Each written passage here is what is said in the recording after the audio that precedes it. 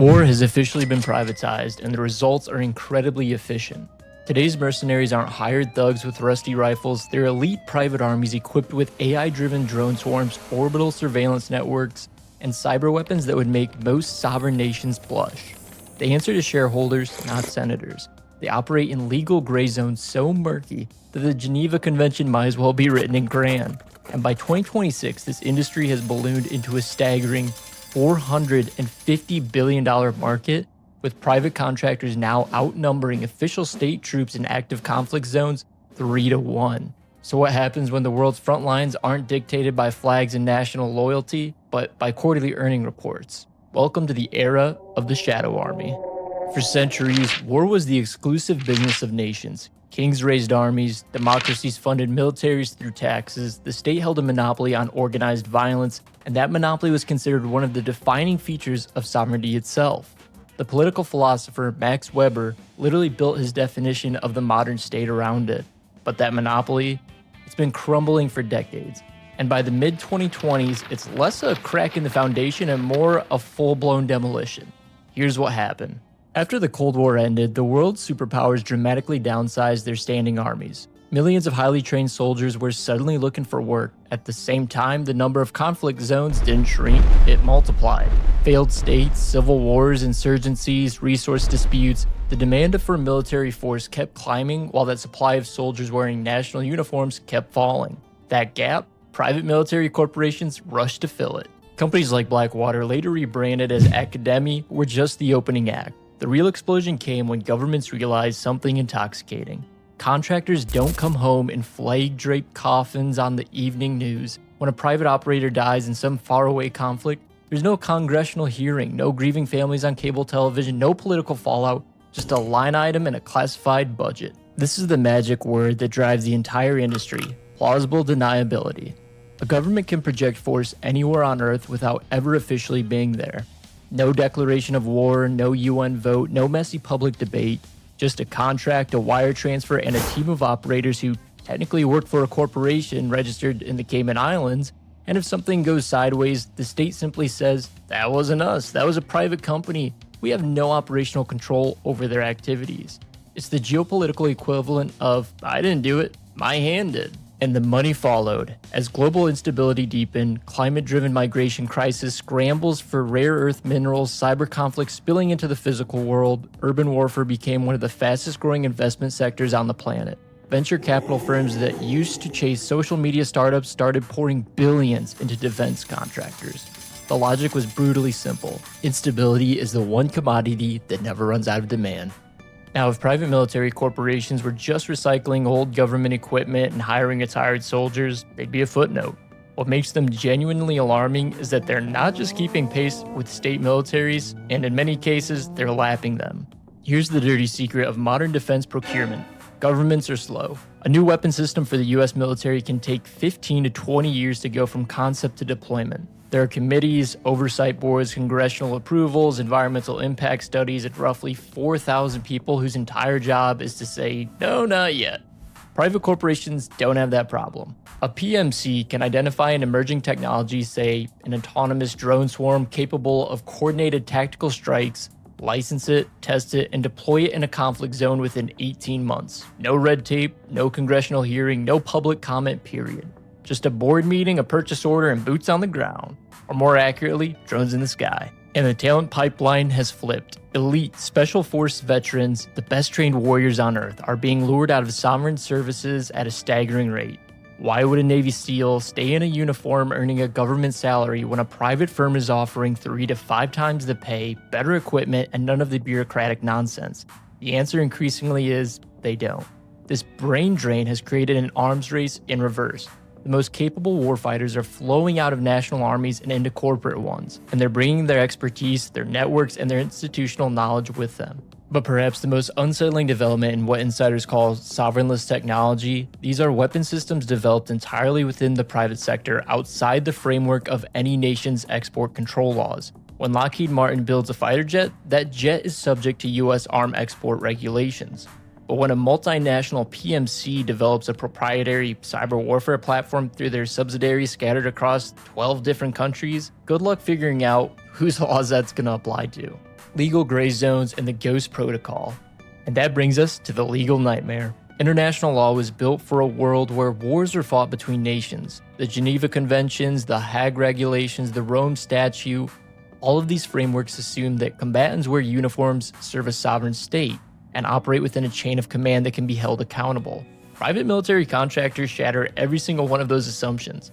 PMCs exploit jurisdictional gaps with surgical precision.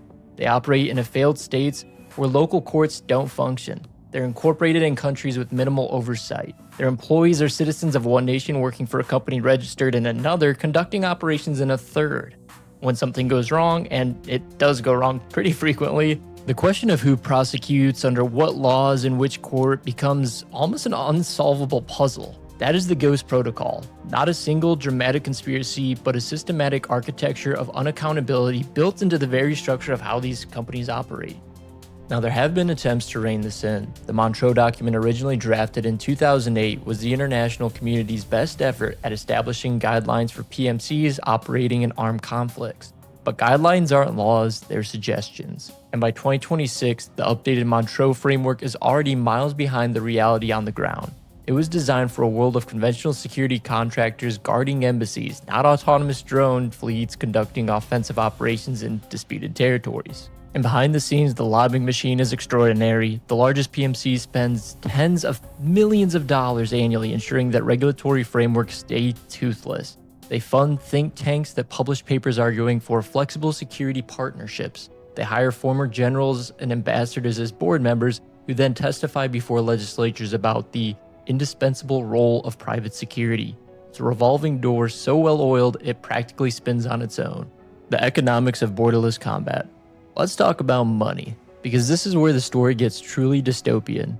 The wars of the 21st century are not primarily ideological. They're not about democracy versus authoritarianism or capitalism versus communism. Increasingly, they're about cobalt, lithium, rare earth metals, undersea cables, server farms, the physical infrastructure of the digital economy. And the entities fighting these wars aren't always nations, they're corporations. Mining conglomerates operating in unstable regions of South America don't call the United Nations when a local militia threatens their extraction site, they call a PMC. Tech companies with server infrastructure in a politically volatile area don't rely on the local government's army, an army that might be the very entity threatening to nationalize their assets. They hire their own security force, one with better training, better equipment, and a contractual obligation to protect the bottom line. This has given rise to what analysts call the conflict subscription model. Think of it like a corporate insurance policy, but instead of covering fire damage, it covers armed insurrections.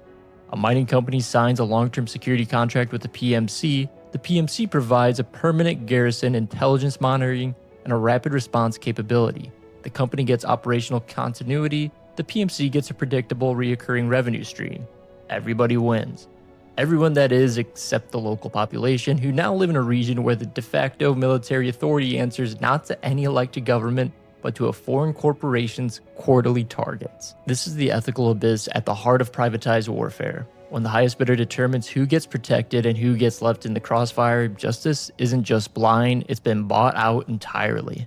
Future frontiers of privatized warfare. So where does this go? The uncomfortable answer is everywhere. The next frontier of PMCs isn't some remote jungle or desert, it's space. Commercial satellite networks become critical infrastructure, powering everything from GPS to financial markets to military communications. The question of who protects those assets is becoming urgent.